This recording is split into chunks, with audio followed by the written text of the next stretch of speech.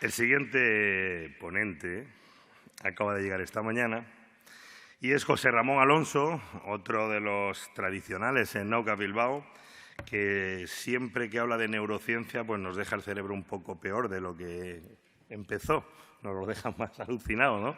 Así que un fuerte aplauso para J.R. Alonso, que va a hablar 55B.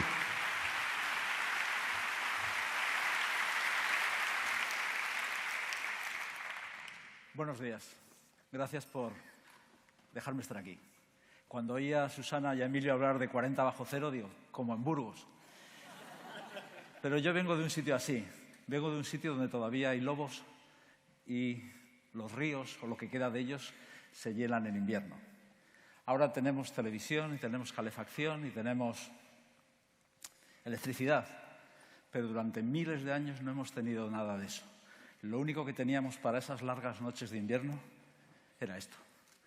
Y lo que os pido es que vengáis conmigo, que os subáis, que os sentéis al lado del fuego y hagamos lo que hemos hecho siempre a lo largo de la historia, que era precisamente contar historias. Junto a nuestra familia, junto a la persona que queremos, junto a los vecinos, compartíamos ese mundo. Y así era mi tierra, al lado del fuego, hombres y mujeres, trabajando todo el invierno, hilando, preparando cosas para cuando de nuevo la naturaleza regrese y vuelva al sol. Y ahí compartíamos cosas, porque hay una cosa característica de los humanos. Todos tenemos nuestra memoria, pero cuando nos contamos cosas, cuando nos contamos historias, tu memoria se hace también mía. La incorporo, me vale para trabajar ese futuro. Y es lo que hemos hecho, sentarnos al lado de un fuego y compartir la última cacería, exagerándola un poco, sí, porque así son los cazadores y los pescadores, y compartiendo lo que es esa vida, lo que es esos recuerdos, lo que es preparar el futuro. Entonces yo también hoy en esta mañana lo que quiero es contaros una historia. Las historias son datos con alma. Ese es el punto que quiero que os quedéis. Nos ayudan a conocer, nos ayudan a saber, nos ayudan a ser mejores. Es una forma básica que tenemos de educar a los niños.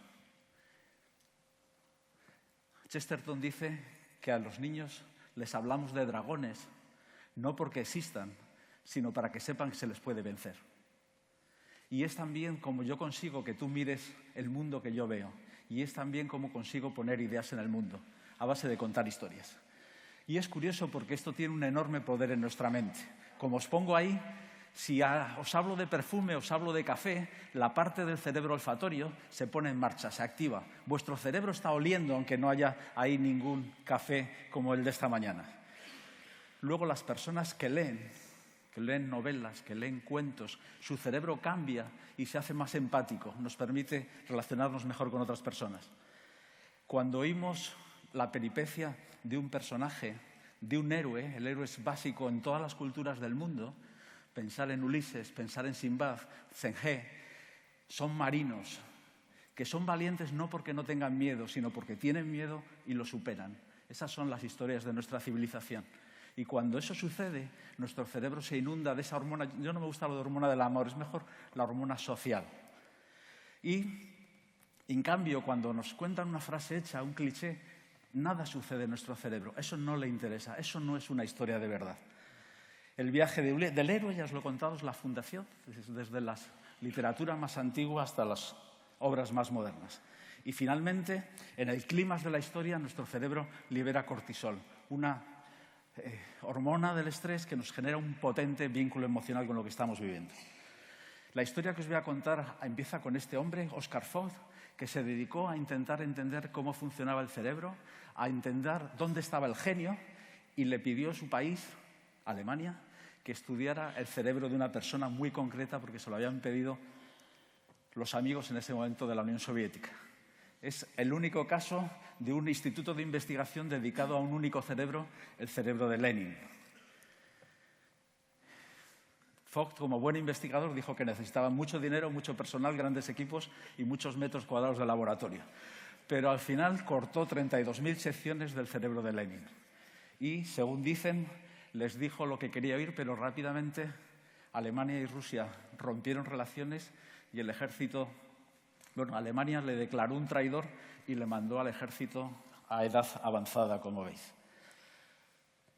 Un discípulo de Vogt era Corbinian Brodmann, que hizo ese mapa del cerebro que tenéis ahí. Toda una serie de zonas detalladas en las cuales iba identificando zonas importantes, básicas para nosotros. Tenemos muy poco espacio, hay que dedicarlo solamente a cosas que realmente sean necesarias. A hablar, a entender el lenguaje, a controlar los impulsos, a leer.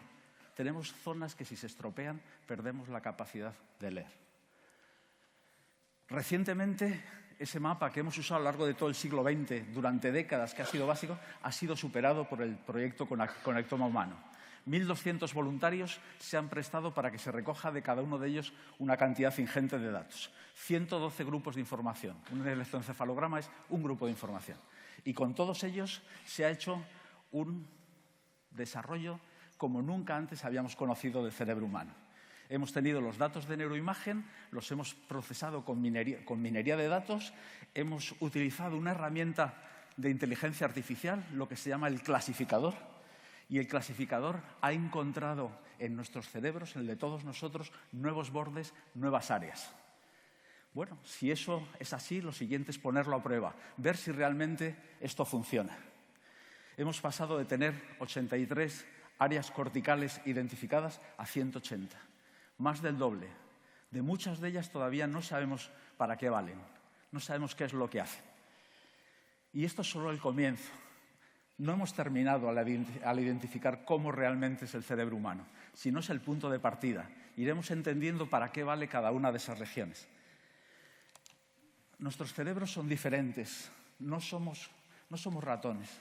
Cada uno tiene zonas distintas, pero el clasificador ha conseguido encontrar los límites. Ha conseguido en cerebros distintos encontrar esas 180 áreas. Y diréis, ¿y esto para qué nos vale? ¿Qué podemos hacer con un mapa mejor del cerebro humano? Podemos hacer muchas cosas.